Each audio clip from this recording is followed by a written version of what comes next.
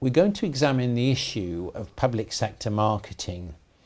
This is in the context of public sector marketing budgets being slashed considerably.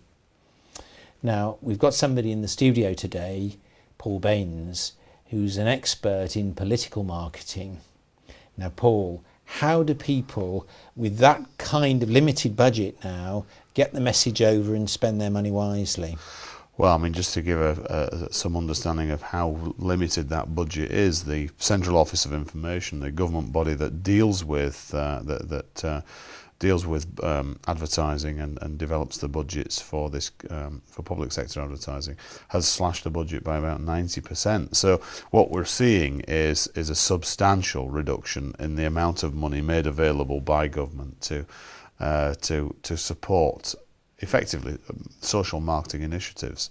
Now, these social marketing initiatives range all the way from encouraging people to eat 5 vegetables and fruit portions per day to encouraging safe driving, not using mobile phones or not speeding and that sort of thing.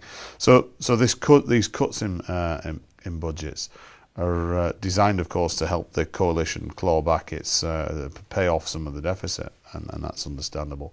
But at the same time, there's probably a lack of recognition, in my view, that these that actually some of that money is incredibly well spent.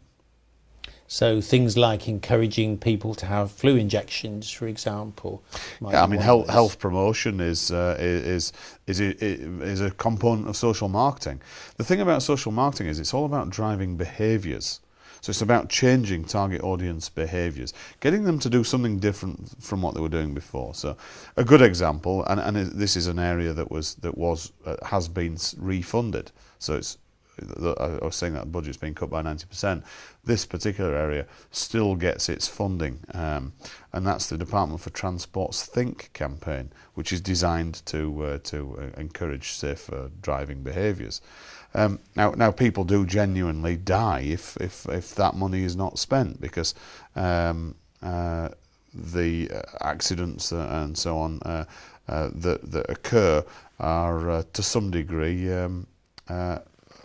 would occur anyway in some cases, but wouldn't occur in other cases because people have watched the video material or seen the adverts in the newspapers or magazines and so on, and changed their behaviours as a result. So the key thing about these social marketing campaigns is that they change behaviours, not attitudes, and that's fairly fundamental. The problem is that many of these behaviours are entrenched, and it's quite hard to change them with just a piece of advertising. But stopping the advertising or the promotion altogether is probably the wrong move.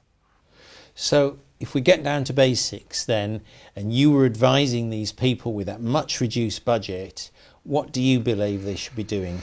Well, what they should be doing is planning their campaigns a lot better.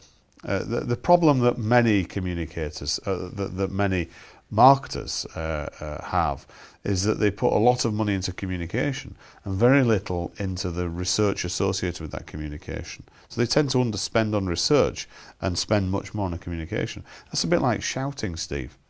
So you don't know whether your message is quite right, but yet you put it out and you achieve the weight of you get to lots of people and you get the right times and so on. But are you saying the right thing? Well, you only know that if you use research to determine that.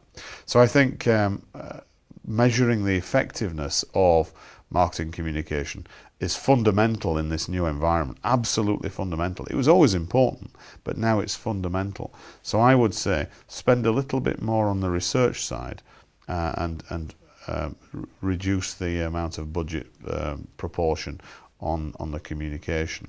But what I would also say is it's important to have a process for measuring out what behaviour it is that you want to change, understanding up front what that behaviour is that you want to change, and having some sort of hypothesis for how that behaviour, of how your intervention, how the communication, your intervention, what impacts that will have on the behaviour, and monitoring that along the way. And I think that's absolutely imperative. So I started off by saying, how do you spend money wisely? And that's target it carefully, do your homework, and then spend that very carefully and monitor the results. Yeah, but also have some idea about this behaviour that it is that you want to change. So how is this behaviour, whether if it's usually a negative behaviour in social marketing, so in the sort of health promotion side, it's eating too many fatty foods, eating too much more generally, not exercising enough.